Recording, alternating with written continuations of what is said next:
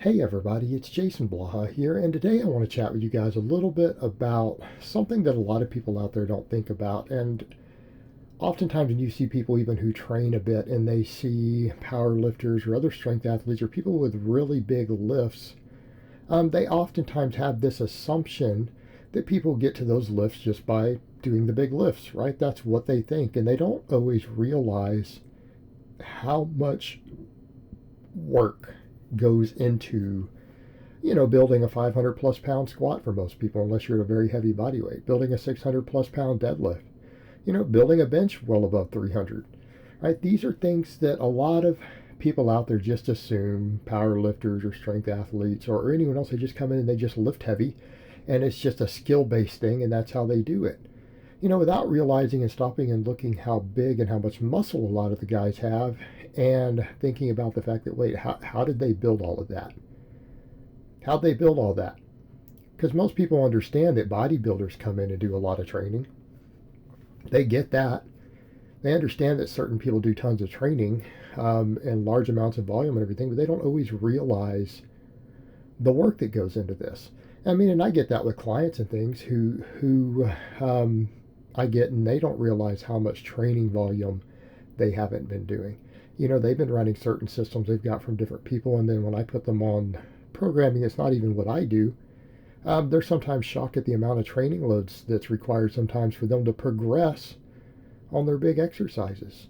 And that's one reason I vlog all of my training, right? I'm one of the very few people doing that so that people can see day in and day out how much work goes into a 600-pound deadlift.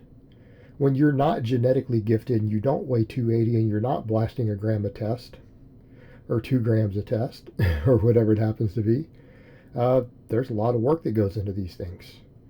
So again, that's why I show all my speed work, all my supplemental work, all this other stuff that we do so that people can learn to understand what goes into it. And particularly if people are going to train on the system like what I use, right, where you use Conjugate, because generally what you find is that the whole concept around the Conjugate method is that, yes, we do train to get good at the classic lifts, but the system itself is a very high variation training system. And the system itself is designed to get you as strong and as explosive and as athletic as possible, because if you are strong, if you are fast, and if you are in shape, you have the potential to build really, really big lifts. So a training system like this ends up using very large amounts of training volume. And it's built around getting generally strong, right? Not just strong at 3 exercises, right? The system is designed to get you strong at 37 different exercises. Because if you're just big and strong and jacked and fast, you're going to be strong at whatever you need to be strong at. And there's a bias towards the squat, bench, and deadlift. There's a bias towards the squat, bench, and deadlift, particularly in the choice of supplemental work to hypertrophy the muscles that you need. But it's a very hypertrophy-oriented system. Right? It's a very hypertrophy-oriented system that has you do very, very high volumes of work specifically for any muscles that have the potential to be the lagging muscles or the main movers that you need for these movements. And this sort of system tends to have an enormous focus on the posterior chain, on the triceps, on the traps, right? All these things that we need to move big weight. But people, again, they don't always realize these things, because when you see guys who are very, very strong at certain lifts, you only see their big lifts. Maybe you see some footnotes about how they train. Maybe they'll say, oh, this is my routine. But a lot of people just look at that and say, okay, that's nice. He does this, this, and this. But they don't really think it through. They don't look at some guy with a really big bench and then look at it and go, oh, man, this guy does 20 sets really for his triceps every week? What? They'll look at these things and not realize that till they look closer. They're just like, oh, okay, well, he does some board presses and some closed grip benching and then some tricep and upper back work. And they'll almost dismiss it until they see it being done and then say, oh, this guy over here, not necessarily me, but Any strong lifter of, oh man, this guy does a ton of upper back work and mid back work. They might be doing 20 sets of rows every week. They might be doing 20 sets of rows every week. And the person who doesn't look closer at that and realize that, of what that entails, they might come in and, do 3 sets of rows, 4 sets of rows once a week, and maybe 3 or 4 sets of weighted chin-ups, and think that they're doing just as much, back volume as whatever as the guy who's benching 400 pounds. Right? They might legitimately think that. And not realize that they aren't. And then they wonder why their traps and rear delts and stuff aren't big. Because they don't realize that the guy that has that big bench does 20 sets of different rows every single week in, week out, for years on end. They don't realize that the guy is doing tons of tricep work. Right? That guy might be doing 5 sets of board presses, 5 or 6 sets of board presses every week, 5 sets of close grip benching every week, in addition to his heavy benching and stuff.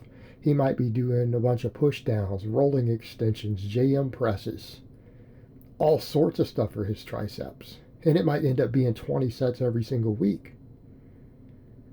When we start seeing stuff like that, we're getting over towards looking like bodybuilding type training almost at that point, right? I mean, normally people who don't follow serious strength circles don't even think of that as powerlifting. 20 sets of 10 to 15 reps for a tricep or for your whole upper back, because they're not used to that. They don't realize that because they don't follow it. Not everyone documents it and shows you everything that they do.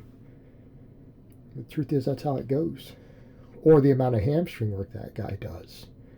And that's a big issue. You'll see a lot of guys out there who wonder why they can't deadlift what they want to deadlift. They're like, well, I deadlift all the time. Deadlift all the time. Why is my deadlift not where I want it to be? And then they go see someone who has a really strong deadlift and then realize, oh man, how much back work, how much hamstring work, how much glute work are these guys doing?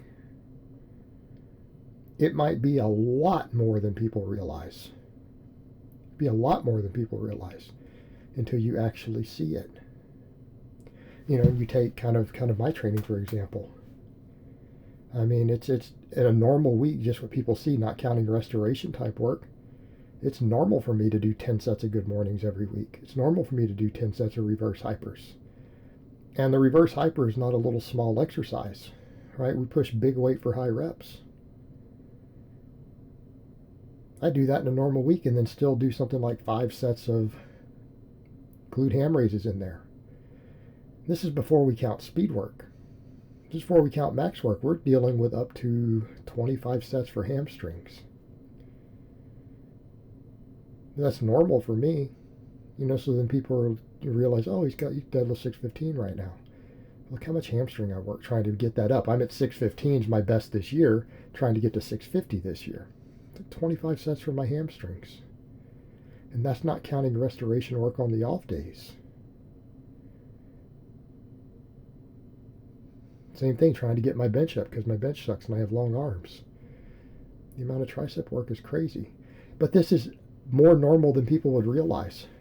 It's more normal than people realize. They don't realize how many strength athletes train. And again, it's shockingly so. Till you get in and see them actually lift. There is, again, this mentality that guys who are really strong on their big lifts, that they just come in and do 1 to 3 reps for a few sets and go home. Maybe one supplemental lift or something. Right? They just view that it's heavy, heavy, heavy. They don't realize the amount of training volume, the amount of weak point training, the amount of assistance work, the amount of supplemental lifts, all the hypertrophy work that goes into building these lifts, because you have to build muscle. And you have to have muscle in the right places to move big weight on the lifts that you want to move them on. Mass moves mass. Okay? So there's a lot more work that goes into it. And that's one of the things that I think is fun kind of with what I do here personally. Everyone gets to watch what I do. They see what I do day in, day out. Nothing's hidden. It's all there. It's all there. And I plan on continuing to do that. And I think it's good, and I wish more guys were able to do that. I know most guys, they're not running necessarily a YouTube or whatever, so for them to document everything they do like that would be extraneous. But I hope to see in the future more and more people eventually kind of do what I do, to where it becomes a norm, maybe if you have a big video outreach of some type. All right, guys, so that's really all I have to say on that today. I hope it's been informative, and I will talk to you guys next time.